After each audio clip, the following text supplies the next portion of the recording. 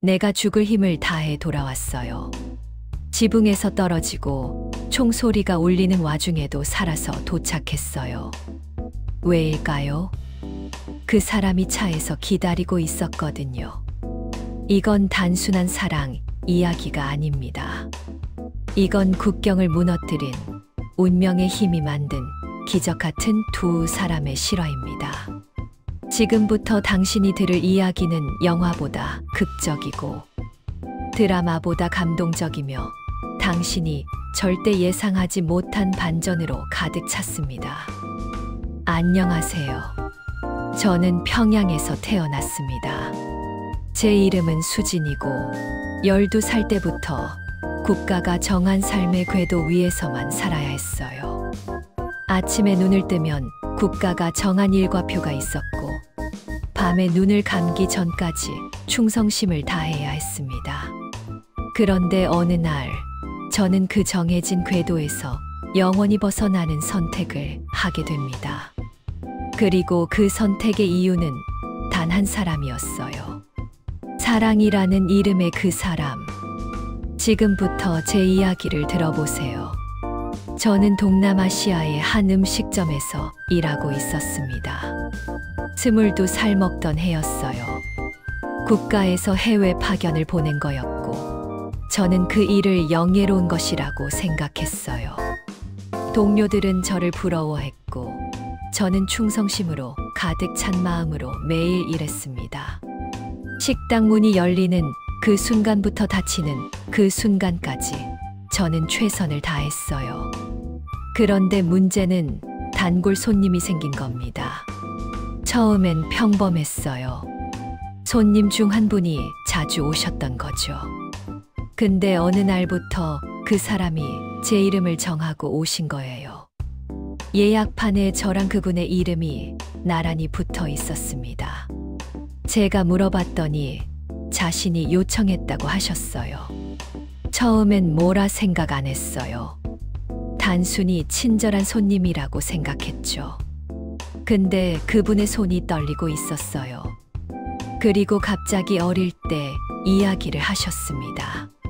저를 보면서 어린 시절 얘기를 하면서 눈물까지 흘리셨어요. 저는 그저 그렇구나 하고 들었어요. 그게 제 실수였습니다. 그 이후로 그분은 매일 오셨어요. 거의 매일이었습니다. 365일 중에 370일을 오셨어요. 그리고 1년 정도가 지났을 때 그분이 저를 보면서 말씀하셨어요. 나 너랑 한번 사귀어 볼래? 저는 깜짝 놀랐습니다. 우리는 어떻게 사귈 수 있겠어요? 저는 국가에 속해 있는 사람이고 그분은 이 나라 사람이고 우리 사이에는 보이지 않는 철벽이 있었거든요. 근데 제가 그분을 거절할 수 없었어요. 왜냐하면 처음 몇 달 동안 저는 몸이 망가질 정도로 힘들게 일했거든요. 새벽까지 일하고 식당 주인은 저를 힐난했고 동료들은 저에게 따뜻한 말 한마디도 건네지 않았어요. 그런데 그 사람은 달랐어요. 매일 밥을 챙겨주고 저한테 따뜻한 말을 해주고 저를 돌봐줬어요. 처음으로 누군가가 제 입장에서 제 괴로움을 이해해주고 위로해준 거였습니다. 그래서 저는 그분을 좋아하게 됐어요. 의지하게 됐어요. 그리고 어느 순간부터는 그 사람을 따라가야 할 것 같은 생각이 들기 시작했습니다. 근데 탈북이라니요. 저는 평양에 부모님이 계셨어요. 그리고 저는 충성심이 가득했어요. 절대 탈북 따위 할 생각도 없었습니다. 오히려 그분이 제 입장을 알 때 그 사람이 제게 말씀하셨어요. 넌 너무 힘들어 보여. 평양으로 들어가. 나랑 같이 가자. 나는 어떻게든 널 구해낼 테니까. 그때 뭔가 제 안에서 변했어요. 2년이 지났어요. 그동안 저는 그분과 비밀스럽게 만났습니다. CCTV 아래에서 손도 잡지 않을 수 없는 환경이었어요. 근데 우리는 손을 잡았어요. 그리고 그분은 저한테 약도를 그려주셨어요. 국경 너머로 나가는 길을 자세히 그려주셨어요. 제 고향도 국경도 그리고 자유의 땅도 모두 그려주셨습니다. 제가 그 약도를 봤을 때 처음으로 도망칠 수 있다는 생각이 들었어요.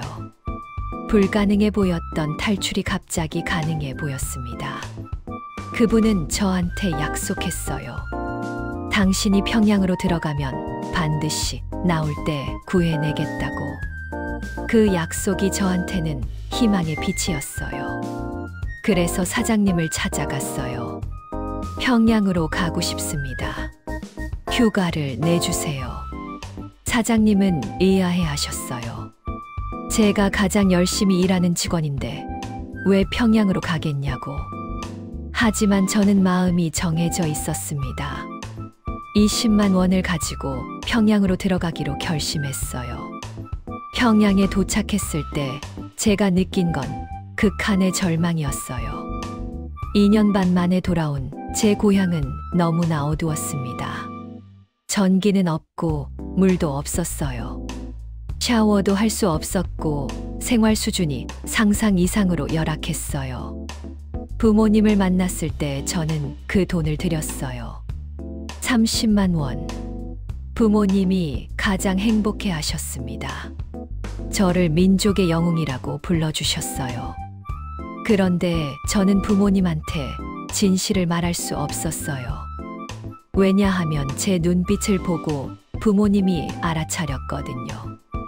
말하지 말. 꺼내지도 말. 그런 눈빛이 부모님 얼굴에서 나타났어요. 그래서 저는 부모님한테 아파트를 사드리겠다고 했어요. 그리고 그분에게 연락을 시도했습니다. 근데 어찌 된 일일까요? 그분의 연락이 없었어요. 그 상황에서 저는 처음으로 배신감을 느꼈습니다. 그 사람이 날 버린 건 아닐까. 그 생각이 저를 짓눌렀어요. 3개월을 기다렸어요. 아무 연락도 없이 평양에서 3개월을 기다렸습니다. 그리고 그 다음 일이 일어났어요. 중앙당에서 공문이 내려왔습니다. 한국 도주자 발생. 직원들을 한 명 한 명 조사하기 시작했어요.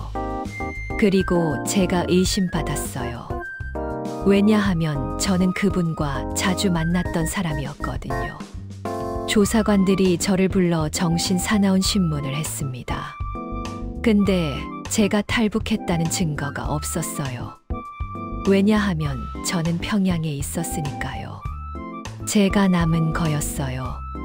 그분을 따라가지 않았어요. 그리고 동남아에서 그분이 빠져나갔다는 소식이 전해졌습니다. 그분은 이미 도망쳐 있었고 저는 여기 남겨져 있었어요. 영원히 함께할 수 없을 것 같은 절망감이 저를 짓눌렀습니다. 부모님한테는 말할 수 없었고 누구에게도 말할 수 없었어요. 그저 혼자 그 절망을 안고만 있었습니다. 제 인생은 끝나는 줄 알았어요. 평양의 어두운 방 안에서 저는 매일 밤 울었습니다. 그런데 기적이 일어났어요. 정확히 4개월 후였습니다.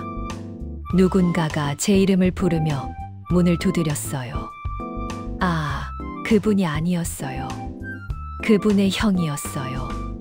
그리고 그분의 엄마였어요. 그들은 평양에 온 거예요.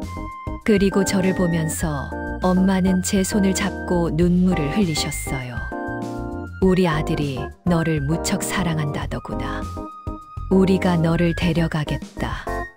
제가 처음으로 느낀 건 가족의 따뜻함이었습니다.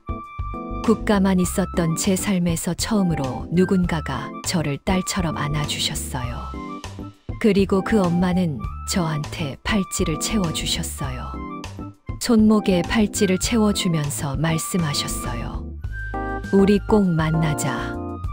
그리고 우리 함께 잘 살자. 그 말씀이 저에게는 운명의 신호였습니다.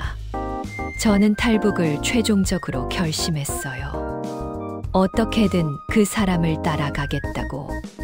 그리고 정말로 일어났어요.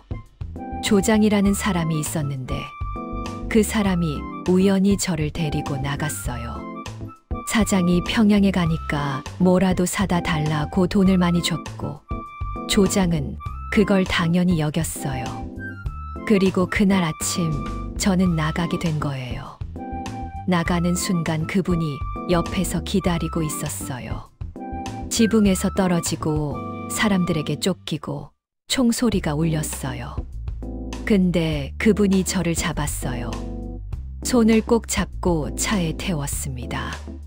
그리고 그분의 형이 이미 계획해 놓은 탈출 작전이 펼쳐졌어요. 5대의 차가 국경을 향해 달렸습니다.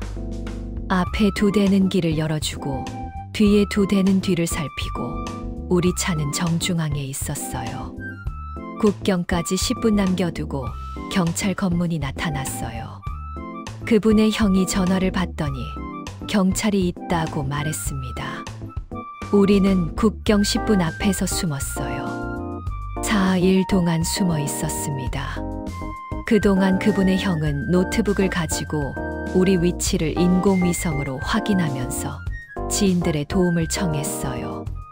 그리고 경찰의 검문이 끝났어요. 우리는 마침내 국경을 넘었습니다. 5년 동안 기다린 결말입니다. 동남아를 거쳐서 태국에 도착했을 때 저는 처음으로 진짜 자유를 느꼈어요. 근데 또 다른 시련이 기다리고 있었습니다. 돈을 요구하는 사람들이 나타났어요. 협박을 받고 위협을 당했어요. 태국에서 도움을 청할 때까지 정말 험난했습니다. 그래도 우리는 살아서 한국에 도착했어요. 하나원에서 조사를 받고 1년을 기다리면서 그분과는 통화만 했어요.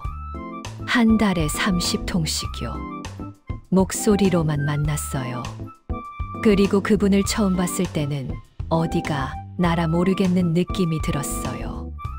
6개월 동안 얼굴을 못 봤거든요. 근데 우리는 다시 연애를 시작했습니다. 처음부터 다시요. 그리고 지금 우리는 서울에서 살고 있어요. 그분은 직장을 다니고 저는 대학원을 다니고 있습니다. 누군가는 우리 사랑을 영화 같다고 합니다. 누군가는 우리를 로미오와 줄리엣이라고 합니다. 근데 제가 배운 거 있어요. 사랑에 국경이 없다는 말이 있잖아요. 우리는 국경이 아니라 휴전선이 있었어요. 눈에 보이지 않는 철벽이 있었어요. 근데 그것도 뚫어냈어요. 한 사람의 사랑이 어떻게 그 모든 걸 뚫을 수 있는지 봤습니다. 그리고 지금 우리는 매일 감사해요. 이 기적 같은 일이 일어날 수 있게 해준 모든 것에 제가 당신에게 전하고 싶은 말은 이거예요. 만약 당신 앞에 그런 선택이 온다면, 만약 당신이 사랑하는 누군가를 따라 모든 걸 포기해야 할 날이 온다면 두려워하지 마세요. 왜냐하면 그 사랑이 얼마나 진짜인지는 그 순간에 알기 때문입니다. 그리고 정말 진짜라면 세상의 어떤 국경도, 어떤 휴전선도 당신을 막을 수 없을 거예요. 저처럼요. 감사합니다. 즐거우셨다면 구독과 좋아요로 힘이 나게 만들어주세요.